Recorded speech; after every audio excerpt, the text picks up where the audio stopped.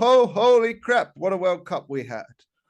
Welcome to another episode of the Football Thunders podcast and the last one for this year. We're going to be taking some time off over the seasonal holidays and spending time with family, although I spend it often on Zoom, with my co-host and brother, that man Dan. How you doing, Dan? Nice to have you back. Guten Tag, Feliz Navidad to the world. Some chick named Phyllis. Yeah, we are in the Christmas mood. It's only 2 days until Christmas. Not going to sing too much. But as you can see, we have hats on. We have like tree in the background and sticky stuff and dangly stuff. And let's not get into the dangly stuff. Some Pokemon. And some Pokemon over there too. We are going to be rounding up the World Cup because we didn't do it because, well, he got the flu.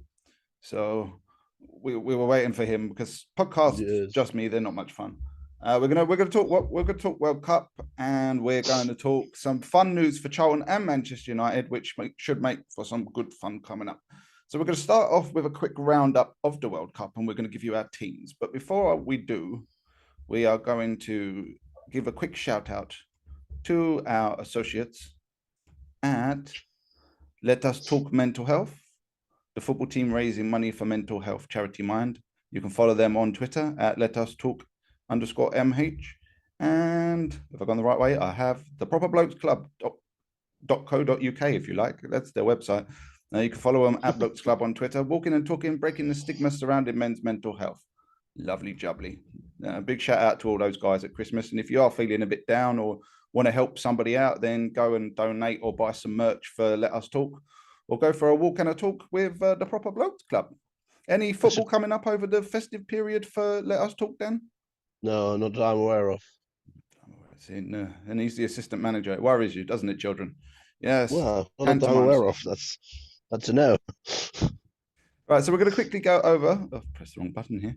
We're going to quickly go over to the World Cup. Before we talk about the final, we're just going to have a quick, because we didn't talk about the semi-finals. So Argentina walloped Croatia 3-0 in a very un-Croatia-like performance. Did you catch the semi-finals, Dan? I watched neither of them. Right, I'll run through this quickly. In a very Croatia-like performance, where normally they're technically very good, quite solid defensively and tactically very astute. For some reason, Croatia's defense just decided to abandon their goalkeeper for this one, and all their goals basically came straight through the middle.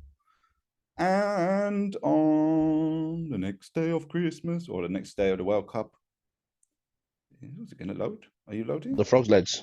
Yeah, the Frog's Legs. A very hard-fought performance against Morocco, which, let's be honest, that was what Morocco were all about, to be honest. They were very tough to beat, and France squeaked through in the end on to the World Cup third place playoff. I didn't even watch that, I must admit. Morocco did themselves proud, I think, even getting fourth place in the World Cup. Before we get into the actual World Cup itself, Dan, do we need this game at a World Cup? No. The only reason they do it is to give a medal. Well done, you finished third. But it's not the Olympics. Who needs a medal? Do you even want? I think the last World Cup, England played in it, didn't they? Do you even played want Belgium? I don't even know what the score was. No. But as I said, like England played Belgium in the 2018 World Cup. We played in this game. I know we lost. I can't tell you what the score was. Just didn't care. No, I don't care either. You win, you get a medal for finishing third. Well done. You didn't even make it to the final. Here's a medal. But Croatia apparently the third best team in the world, although FIFA rankings, they don't say that. Don't tell Pete. And to the final, and what a final we had. Oh my gosh. Quite arguably, I think the best final I have ever witnessed in my relatively old life now. 3-3 Argentina and France. It went to penalties, and Argentina won 4-2 with arguably some of the worst penalties I've seen from France in quite a while. They were up there with Spain. This tournament has not been very good when it comes to penalty shootouts, has it? No, it hasn't. And then I had to watch Leonardo Trossard. I know this isn't related, but obviously he missed a penalty in the World Cup. And then it came to the Valley and missed a penalty. So maybe it's cursed them all. Maybe penalty shootouts are just going to be crap now for the best teams. And we will be getting on to Charlton at the Valley in a little bit. Did you watch the World Cup final? I did, yes. I didn't plan on. But I ended up watching it because I had naff all else to do. What a final, as you rightly said, I think definitely the best World Cup in my lifetime, World Cup final. And a game where the build-up was all about the 2 stars, and for a change, the build-up actually equaled on the pitch because it was the 2 stars that shone. It definitely lived up to the hype. I'll give it that. Mbappe with a hat trick late on. I must admit, I didn't see the first half Kermit the because Frog, please. I had my son over and he commandeers the TV while he's here, so I didn't get to see it. But I was fortunate enough to find a way to watch it on my laptop and tuned in just in time for the Kylian Mbappe show, or Kermit the Frog, as Dan likes to call him. What a player. The heir to the Messi throne, do we think? It's between him or Haaland, isn't it? Well, I think it's probably Mbappe, sort of like in terms of Messi. I think Haaland kind of, for me, replaces Ronaldo, and Mbappe replaces Messi, and we need someone else to come along now. My worry with Mbappe is he's already shown all of Ronaldo's divas traits. Yeah, but and I also believe if you can't play for PSG, I'm sorry, I won't give I wouldn't ever vote a PSG player the best player in the world because you're playing for France. Yeah, but I mean, people talk about Ronaldo being a diva and Mbappe having the same traits, but Messi's a bit of a diva as well. A lot of people don't see it. But they do it differently. Yes. Mbappe and Ronaldo have done it very publicly, where Messi has done it, but just not in the same way. Yes, I would argue that Messi's a bit more clever with his diva-ishness, if that's a real word. You have to have an ego and be a diva to be that high in football. It's just how it is. It's how you portray yourself. And I think the thing that's shown with Ronaldo is because you are constantly at a high level, constantly earning praise and all this money and all this fame, is just when it all starts to fall away, when you're no longer able to hit that height, it's very difficult to come to terms with. And I think that's why you see the downfall of Ronaldo's attitude, because nobody's kissing his ass anymore, basically. Yeah, pretty much. And in complete honesty, don't really care what happens to Cristiano Ronaldo. And I was quite glad he wasn't in this game. I was happy to watch the Messi and Mbappe final. And as much as most English people probably won't like it, I kind of wanted to see Messi hold the World Cup. And I've seen it now. But when Messi scored that, the goal that made it 3-2 to Argentina, the whole world, I think everyone thought that's it. That this is it. Messi's done it. It's finished. And then obviously Mbappe scored the penalty just because Martinez, I think, did touch it, didn't he, Martinez? He got his hand. I think he got his hand to it. And then, as you said, we went to penalties. And Martinez did some peak shithousing for Mane's penalty, which he then decided that even though they took the penalty in Qatar, he kicked the ball back to France. So that's nice of him. And then obviously, what a moment for Gabriel Montiel, who FM legend from a few years back, took the winning penalty for his country. According to Paulo Dybala, they've slept about 4 hours in the last 4 days. I'm not surprised. Surprised he slept at all. I got to admit, Argentina were famous for shithousery in this tournament, weren't they? You could make a similar argument, I suppose, to Morocco as well, who were a little bit niggly, but Morocco. The difference being, in my opinion, Morocco played shithouse football. Argentina were just shithouses completely, and I must just across the board. I can't remember what you predicted because, you changed it a couple of times. Well, no, I always had the same final. I had the same quarterfinal. Who did you pick to win?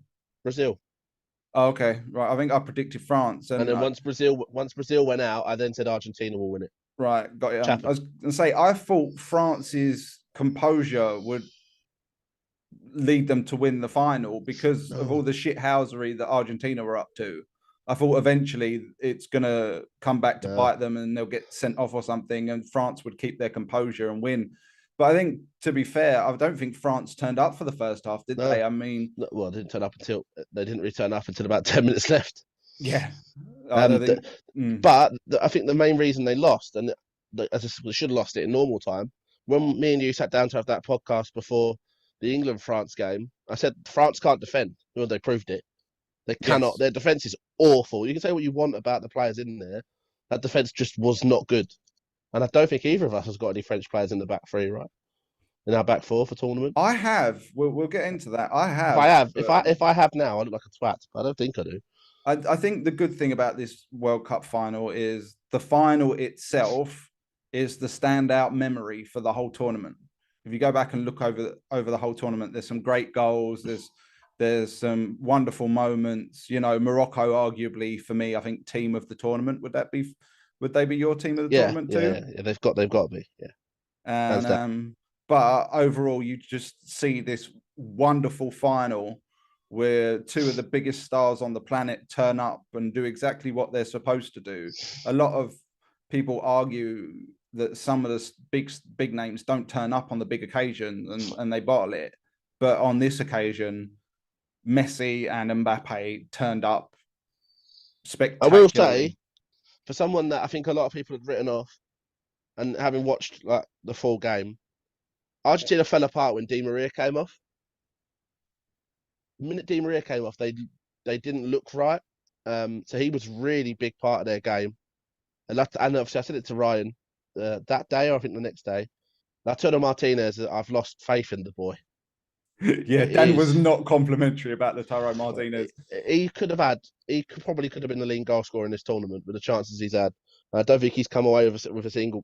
He has a chance to win it for Argentina in like the last minute, and he's not even close. He's like the Darwin Núñez of Argentina. Oh dear. Oh dear. You see Darwin. I mean, we're recording this the night after the Carabao Cup. Darwin Núñez should have had that trick against Man City last night, but he couldn't hit a barn door with a banjo.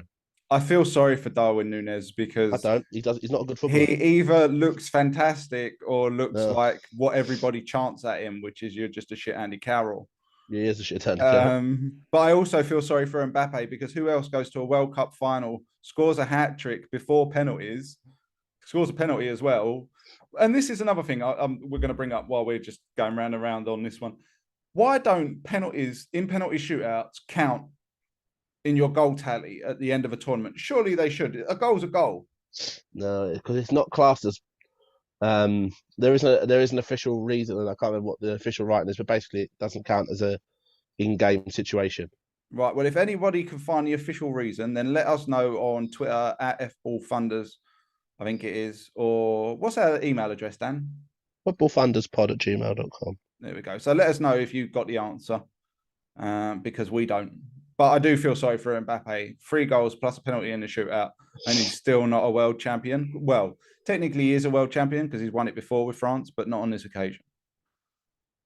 Well, there you go. Penalty shootouts, the official reason. Penalty shootouts are considered separate to match result and are only there to determine which team progresses. Therefore, they have no count towards a player's team or tally. Oh, I'm sorry, I disagree. I think a goal's a goal. I'm going to argue that one. I think it should be. If you put the ball in the back of the net, and it's a goal, then what's the point of having a penalty shootout if they don't count? Because it's literally to decide who wins. Yeah, but it doesn't, does it? If they're not official goals, then you could say, okay, well, no, they don't count because they're not official goals. They're not in. I'm fine with the rules. Bollocks. I think they should be changed. I don't care. Anyway, who was your player of the tournament, Dan? Lionel Messi. Yeah. Yes. Or Mbappe. See, this sounds cringy because of the situation generally was between Messi or Mbappe, or Amrabat at Morocco. I keep getting him confused because there was a player called Nourdine Amrabat. Yeah, from Watford. But apparently it's not the same guy. For the first game, I thought that was him, and I thought he's doing well, isn't he? So what is the first name of this one? Because like Sofiane, right? Okay. Yes. Because I was like, okay, hold on a minute. I need some really dodgy player that I've seen play like some shite winger that played for Watford. I was like, all of a sudden he's become like this defensive midfield maestro. What's going on? Not the same player. So who was your star of the tournament? Well, I said Messi. You going Messi, are you? But I gave Mbappe and Amrabat fair shout. Mine was Mbappe. I thought Mbappe was sensational. I do believe I predicted him to be top goal scorer at the World Cup. And I'm pleased to say that I got one bloody prediction right in this World Cup. I said Messi. I wasn't far off. No. But we did get round to doing our own teams of the tournament. All right. And I think they didn't go far. Start with Dan's. Let's start with Dan's first. Morning. Well, actually, it's afternoon. Spoiler alert. Good afternoon, good evening, and good night. Here we have Dan's side. So let's run through it.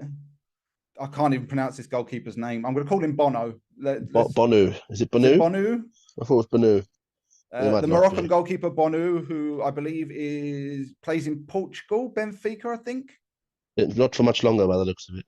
No, because he had an outstanding Where's tournament, he didn't he? going? He's going to Bayern Munich supposedly because Neuer's out for the year, isn't he? Yes, Manuel Neuer, for any Bayern Munich fans who listen to the show, broke his Merry leg Christmas, skiing Germany. after the World Cup. Yeah, You've lost Neuer. Your World Cup was shit, and we laughed at you. and we still don't speak German.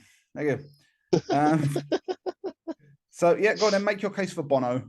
I don't really think there needs to be a case made. Really, I think he's made a lot of saves. Wasn't supposed to be Morocco's first choice. Came to the World Cup as a second choice.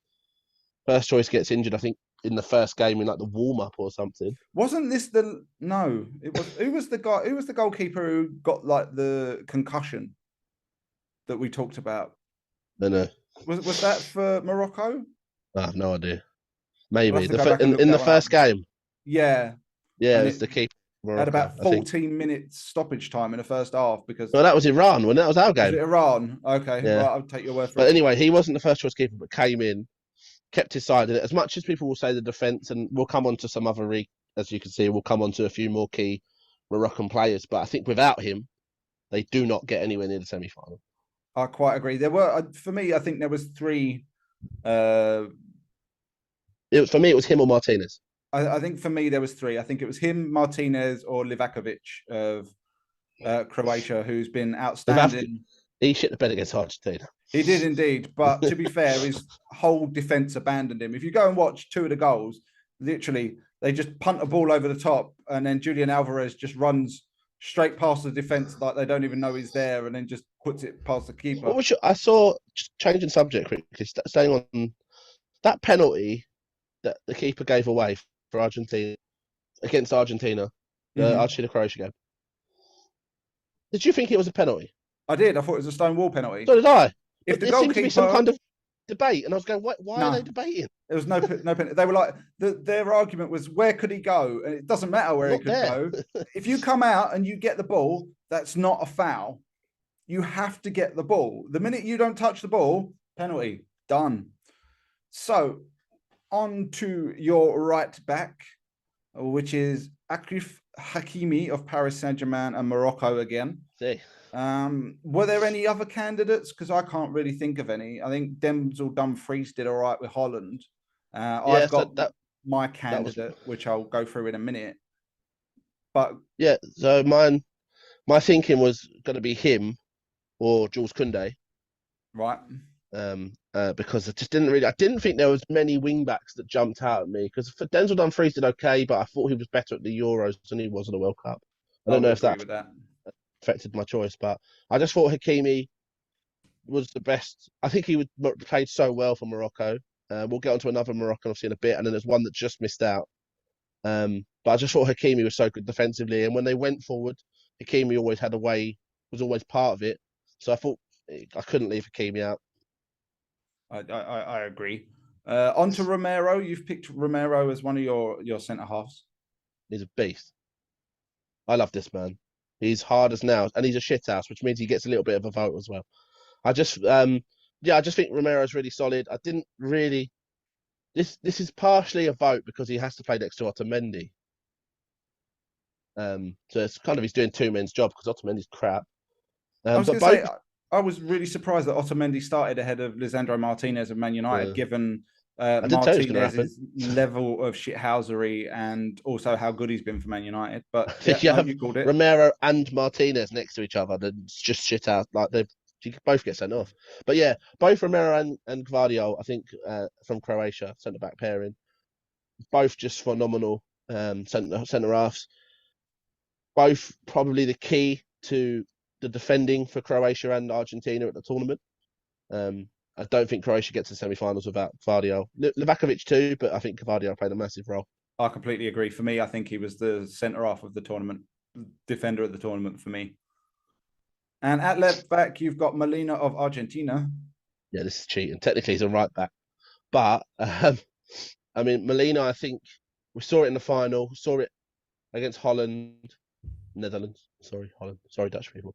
Molina is a very attacking wing back, and obviously is very key to Argentina's build-up play. Got a few assists, scored against, I think it was the Dutch he scored against. And as I said, I don't think it was a tournament where the wing backs particularly shone. I must admit, right wing back or right back, whatever you want to call them these days, I thought there were three options. At left, I couldn't really find one. No, that's what I mean. So that's why I ended up putting Molina over on the left. The main ones you would argue for would probably be Luke Shaw, who I don't think had a massively good tournament, especially compared to his performance at the Euros. Oh, I saw that Theo Hernandez is in the official one. I said you can get stuff. Yeah, and Theo Hernandez was quite good going forwards, but terrible going backwards. Moving into central midfield, let's talk about your holding midfielder first, which is the other Amrabat that I didn't know about. The other Amrabat. Go for it. I don't really know what else to say. Every block made on the edge of the box was Amrabat. 92nd minute of literally seemed like every game. Morocco had to get the ball away. Amrabat was steaming up the field. It was just everywhere, wasn't he, for them? Absolutely everywhere. Tackles, passes. He got the crap kicked out of him against Spain, where I think they were just so angry that he was in their face the whole time. What a player. He reminded me, not in the same style of player, but kind of like, he reminds me of N'Golo Kante in the sense of he's everywhere. Sometimes you're convinced there's more than one of them on the pitch. The sheer volume of grass that they cover, and they always seem to be in the right place at the right time. I wouldn't say they're identical in style of play, but it very much reminds me. On to your next choice in midfield, which was England's shining light for this tournament, and my England player of this tournament, which was Jude Bellingham. He was just absolutely colossal. I think everything you've said about Amrabat, I would argue you could say about Bellingham going forwards as well. Yeah, exactly. I think genuinely believe France did a job on him because they knew they had to. I felt watching the France game that they had their midfielders set, especially Rabiot and Tchouameni/Camavinga, to pressure Bellingham because they knew if they gave Bellingham the room, they were in trouble. And the one time we kind of did stuff on open play was through Bellingham winning the ball back and getting the ball out to Saka, hence the penalty for the first one. I know we only got to the quarterfinal, but you can't pick a team for the just semi-finalists. Genuinely believe Jude Bellingham was a star at this World Cup. Absolutely. And at first I didn't think he was going to get in. I thought I'd put him on the side, but he beat out a few others because I just didn't think I could leave him out. I just think he took a big step on the international stage. This World Cup. I think the world now, we knew about him, and I think the top clubs knew about him. I think the world now knows about Jude Bellingham. I agree. I think he's gone from, it's quite a stark rise, actually, because if you think about it, about 12 months ago, he was just a bench option. And now I think he's arguably made himself completely undroppable. But I think if you asked a lot of England fans at the Euros last year, we were already calling for him to be in the team. Absolutely.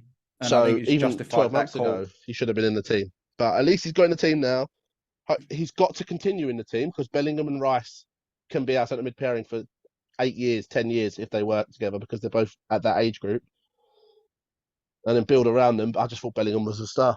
Absolutely. On to your next choice in central midfield. Now, this for me was, I think, tactical genius and arguably the tactical move of the tournament for me, which was Antoine Griezmann, who I've seen play as a striker, a left winger, a right winger, a number 10. And in this tournament, he was just basically this number 8 free roaming playmaker who was just allowed to go and do whatever he wanted to do. And boy, did it work. Yeah, and even, again, like defensively, even against England, you saw him quite often playing and granted, he spent a lot of his time with Declan Rice, kind of positional, but he was coming back to build the play up. And when you have someone of that technical ability, you can get the ball out of your defence and then pass the ball. That's a golden, and as you said, a brilliant tactical move because his pace isn't what it used to be. I saw on the I don't know if it was the official one, like Sky Sports one, they put him as a right winger, and I was like, well, he hadn't played right wing the whole tournament, so how can you do that? I think the thing that amazed me the most about Griezmann, and I know this may sound really weird, but was his reading of the game. He was like coming back, winning tackles, and intercepting the ball when the ball was being played through. And then, like you said, he was like using that position to then dictate the beginning of every attacking move any good attacking move that France had. So for me, I was really shocked to see someone who'd spent so long playing so far up the field in comparison to have that awareness and to be able to read the game so well. I was really shocked by that. So arguably, I think one of the stars of the tournament, had it not been for the performances of the two we'll talk about now, which obviously we've already discussed, is Mbappe and Messi. Yeah, I mean, those two, we've said that. And then my third choice was, as you can see, it's Julian Alvarez. Did he get young player of the tournament? Because he should have. He did. No, it was Enzo, wasn't it? I think. Well, that's wrong. For me, it was either Alvarez or Bellingham. I think it was Enzo. I could be wrong, but I think it was Enzo. I think Alvarez didn't start the World Cup, but as soon as he did come on the field, you saw it. And then I think from my perspective, I think he had the legs to stretch defenses to create space for Messi. And yeah, but the good thing was, obviously, off the bench, that's how it looked like. Oh, he'll come off the bench, he'll create space. Then he started, and he could do it for long periods. Yes, he was still doing it in the 80th minute of a game that he started. So for me, that's the key reason why I picked him. For me, there's no doubt he's a class act, and he's going to be a great striker for the rest of his career. The only problem for him is that he's got a certain Haaland in front of him at Manchester City at the moment. They'll find a way to get him. Excuse me. If they find a way to get him in the team together, I worry about the survival of the Premier League, because they'll just blow everybody else away. I have a feeling we're going to get to a point where Man City will play Haaland and then Foden and Alvarez off Haaland. Oh, Lord. That's going to be frightening, isn't it? Just chuck Phil Foden in as a number 10 and then just put the other two up front. Oof. Moving on to my team, slightly smaller for some reason. I've no idea. Same goalkeeper as Dan. Garvado also makes the side. Hakimi also makes the side. We've discussed why. Juranovic for Croatia made my right back of the tournament. I thought he was absolutely outstanding. Defensively, very good. Attacking, going forwards. I was surprised to learn that he plays for Celtic. And I don't think he's going to be playing in Scotland for much longer. Looking at this performance, I wouldn't be surprised if he might not get a big club, but I know people like Southampton have a history of going up to Celtic and taking the likes of Virgil van Dijk and stuff like that. Once he's a spell in the Championship, does he? You never know. My other centre half who gets in that's different is Raphael Varane. He missed the first game for France, and I thought as soon as he came back in, I thought he did fantastically well. And he was the linchpin.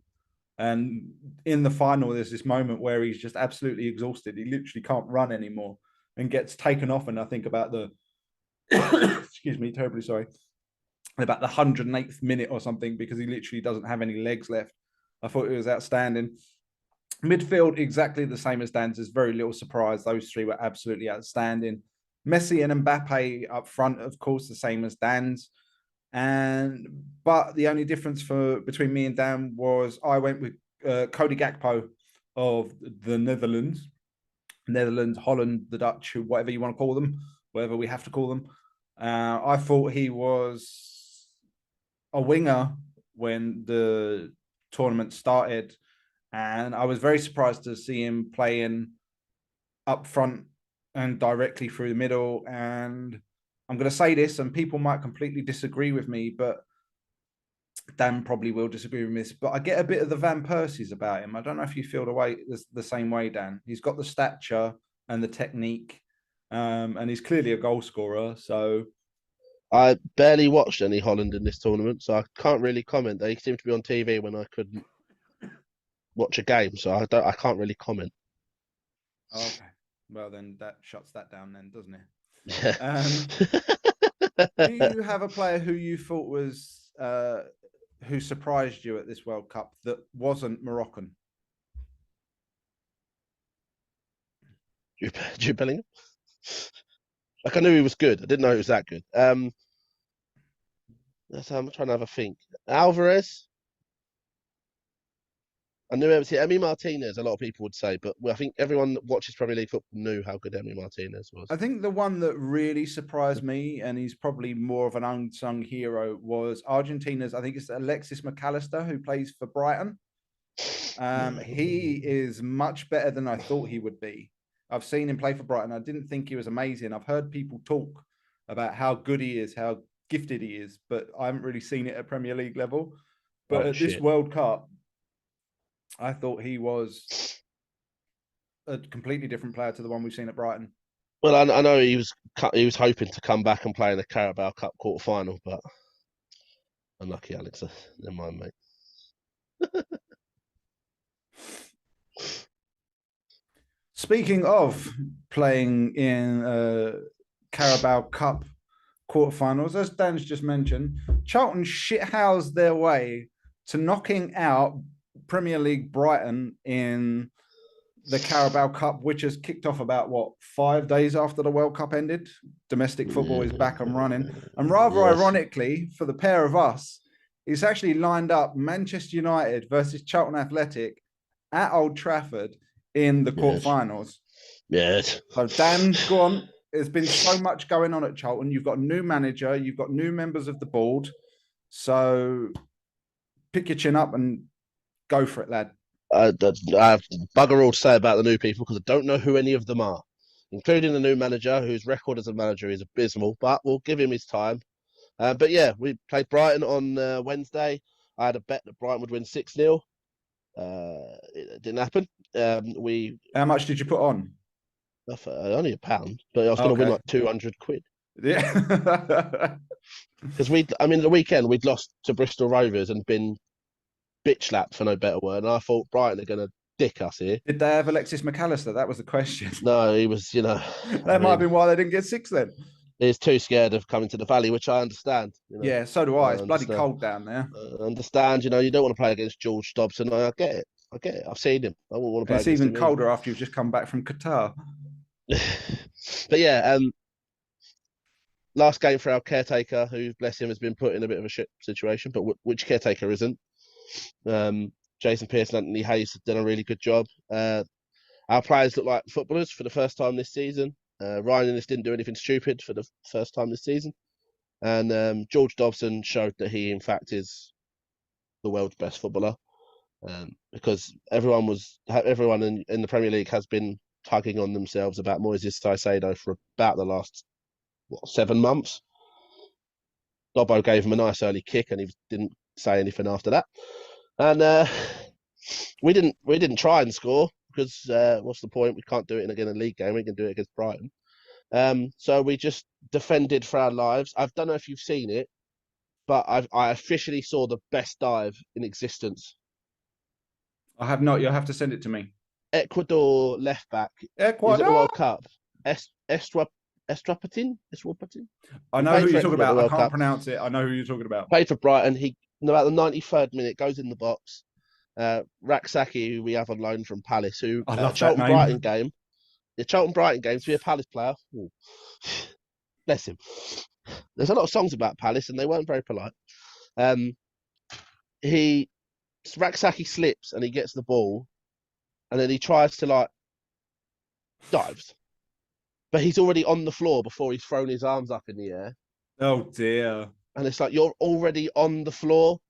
Yeah. And the best bit about it is the camera looks at Raksaki, who just kind of screws his face up and just points at him. Oh dear! Just dickhead. Then we went to penalties, and I was convinced we were done. Jane Stockley stepped up. He's Charlton's captain, and he missed because he couldn't hit the barn door for Banjo. He's got 2 goals in 24 league games. Don't know why we thought he was ever going to do anything from a penalty shootout. He missed. And then Brighton missed loads of penalties. Our keeper made some nice saves. Solly Marsh tempt one to that might have landed in Qatar. And then Sam Lavelle, who's one of our centre backs that I didn't know could kick a ball straight, kicked into the net and booked our spot in the quarterfinals. I saw the list of teams that we were going to play. I was convinced we'd get Nottingham Forest because we played them a lot of times and we don't have good cup draws. And then Man United came out in the first name, and I went, well, that'll do. And then out came Charlton, and I went, "Oh fuck!" And then next thing I did was went to see how much train tickets to Manchester are. Because if I can get a ticket, you better believe I'll be there. And if you can't get a ticket, we'll let you in on a little thing now. We are going to try and, as long as it's televised, we're going to watch it together. A bit of sibling rivalry when it comes to football. However, in saying we're going to that, get tanked, but I'm happy to see it. However, in saying that, I've got a proposal for Dan. Let's see if Dan's up for this. If we can work it, how do you feel about doing a very first live watch along on YouTube? Why not? If we can work it out. Yeah. If we can do it, why not? And they can.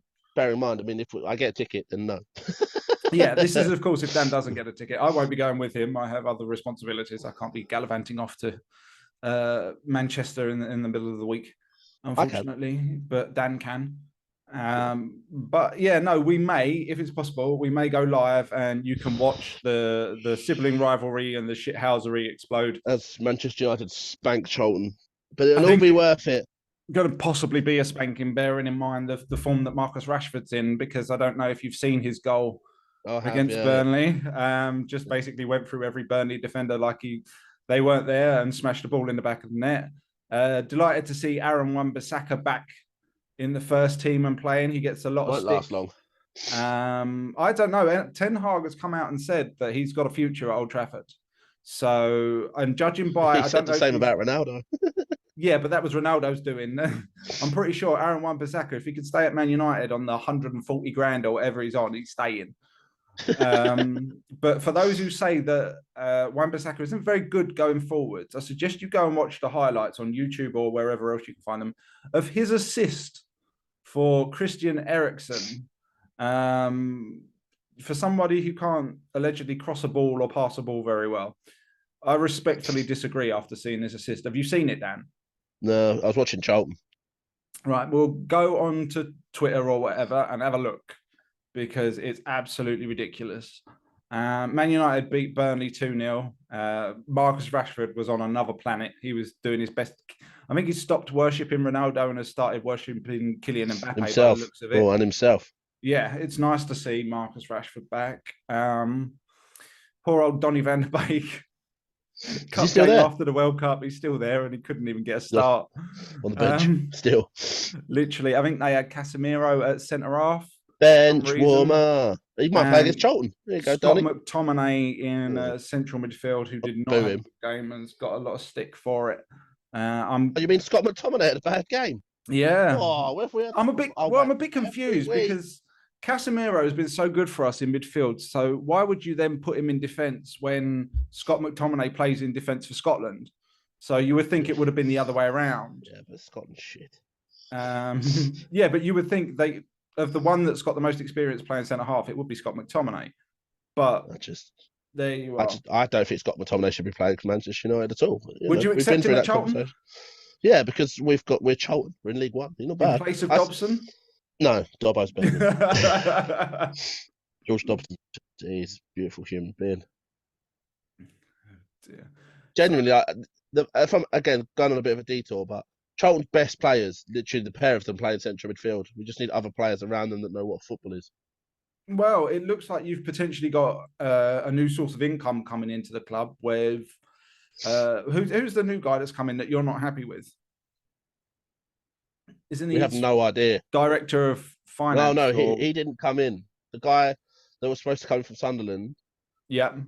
He isn't part of the club right now.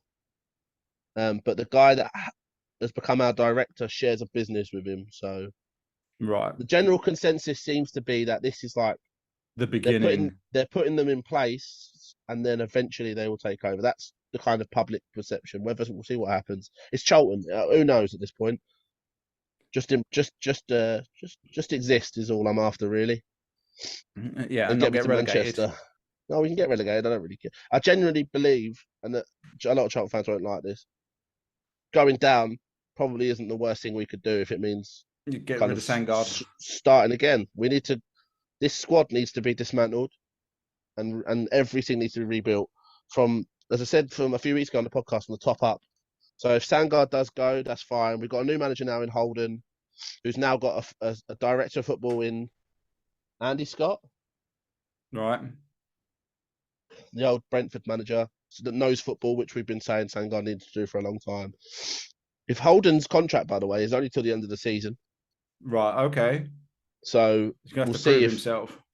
one if he's going to be there. Two, if he does a good job, sure. In my head, if he keeps us up, fine. And then in the summer, try and keep hold of Dobson, Fraser. That's about it, really. The rest of them can go if they want. Maynard Brewer as well, young Australian keeper. We need about 4 strikers because this Charlton fans, Ryan will know this one. I love Chuks Aneke. However, he came on the pitch in the 59th minute and got injured in the 61st. I don't understand why they re-signed him. It's time for you, Chucks. I'm sorry, mate, but it's just time.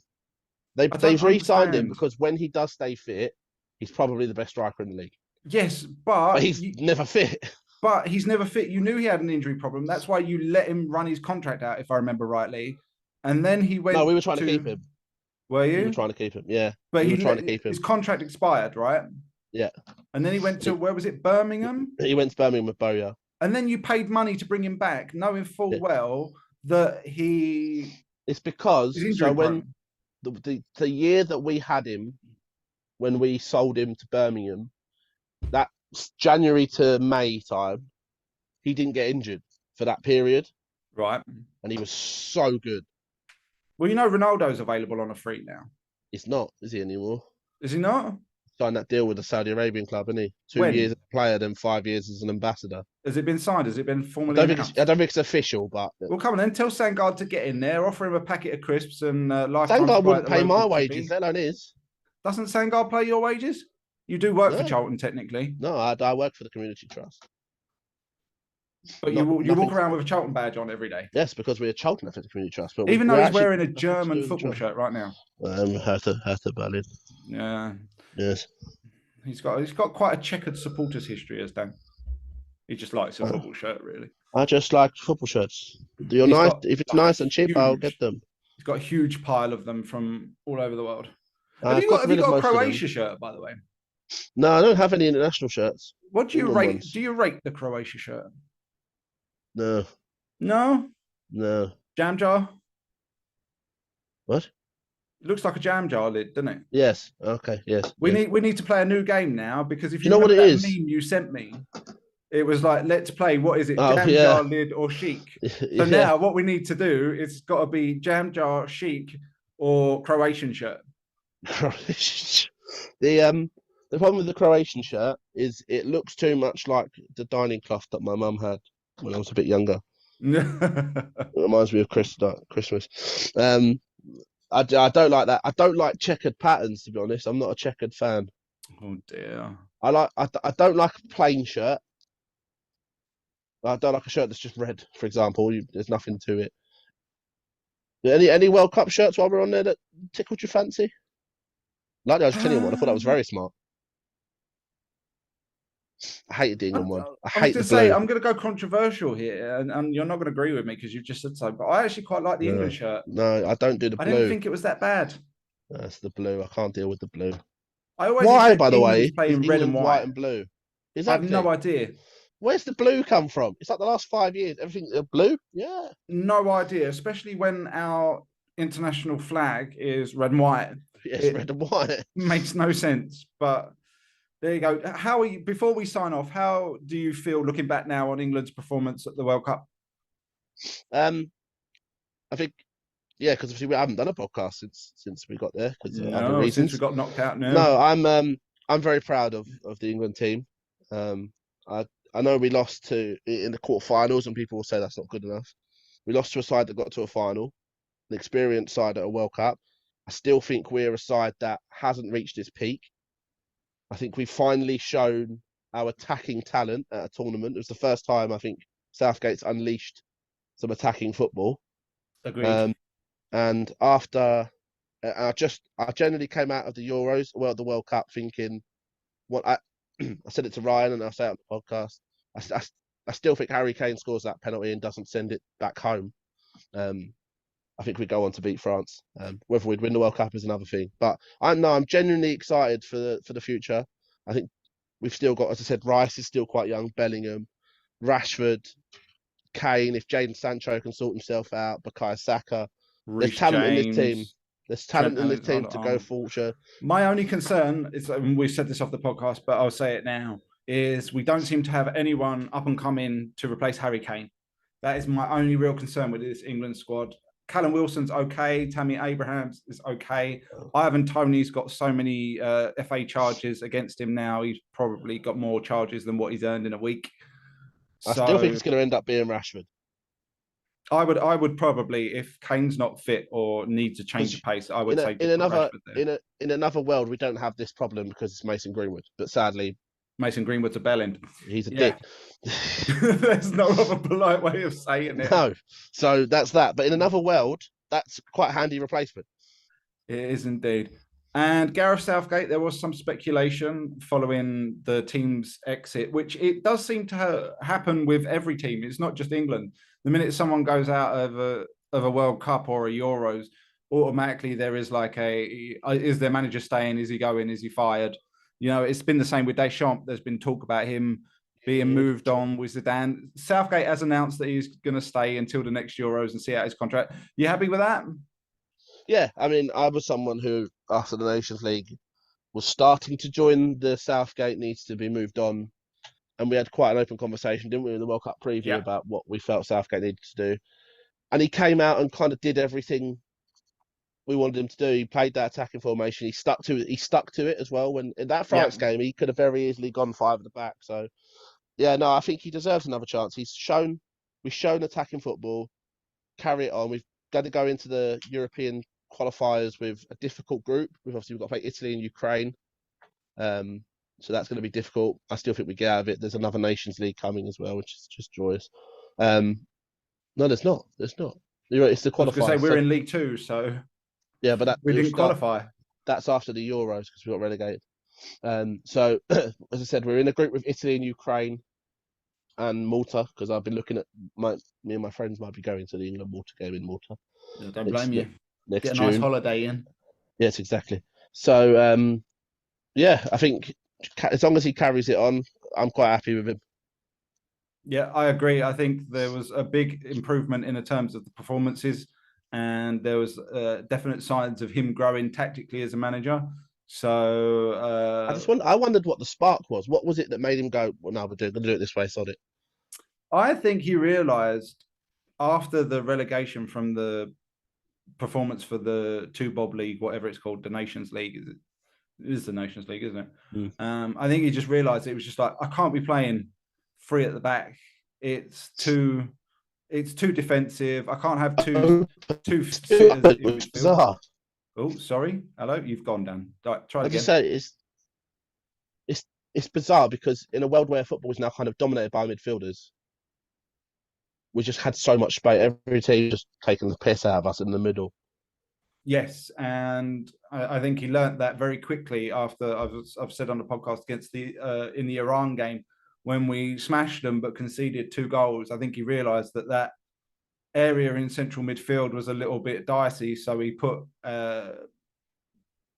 Jordan Henderson in place of Mason Mount, and it went and sort of like it improved the situation and allowed Bellingham to play with more freedom. So I'm very happy with the progress made by the England team and Gareth Southgate as a manager. I don't think it necessarily looks like we've progressed because of where we finished compared to previous tournaments. But I would argue, but I would argue that the performances and the quality of football in this tournament was far superior to that of the Euros and the previous World Cup. And as anyone who's watched Monty Python would know, from the French, I fart in your general direction. Yes, your mother smells like elderberries. Before we do sign off, where are we? There we are. We're going to say once again, a thank you and a shout out to Let Us Talk _mental health on Twitter. Let Us Talk, the lads raising. There's me. Yeah, there's you. There's Dan there in his little blue shirt. Big Dan, raising money for mental health charity Mind, and the Proper Blokes Club, walking and talking, raising awareness and breaking stigma surrounding men's mental health. You can follow them on Twitter at Blokes Club. I haven't even had a Christmas drink yet. And www.theproperblokesclub.co.uk. Get in touch with them, see if there's a walk around your area if you need it, or talk to them about starting one. It's been a really good year for the pod overall. We've launched up on to YouTube, and thank you to everybody who tunes into the pod when it does get posted. Our numbers have gone up significantly recently, especially with the other platforms. You can find us, as always, on YouTube, on Spotify, Google Podcast, Amazon Music, Stitcher, iTunes. We are absolutely everywhere. But this is going to be the last show until 2023. Yes, and in 2023, Brian doesn't even know this yet because it's something that we spoke about, but it's coming. There is a new platform or way of listening / hint reading Football Funders pod in the pipeline. I'm just trying to finish how it looks, and then we'll be able to tell you a bit more. Well, even I don't know about this, so stay tuned, viewers and listeners, and follow us on Twitter at FBallFunders and the Gmail, and you can leave comments on videos like this one on YouTube. So on behalf of myself, Dan, the absent captain, who we believe has been killed by a giant fish finger, but we're yet to get reports confirming that he is in fact lost at sea, we would like to wish you MIA and our associates a very Merry Christmas and a very Happy New Year. And we will see you all again in 2023. Last word, Dan. Goodbye, Ryan. Goodbye, Dan. See you tomorrow. Bye-bye. Bye-bye.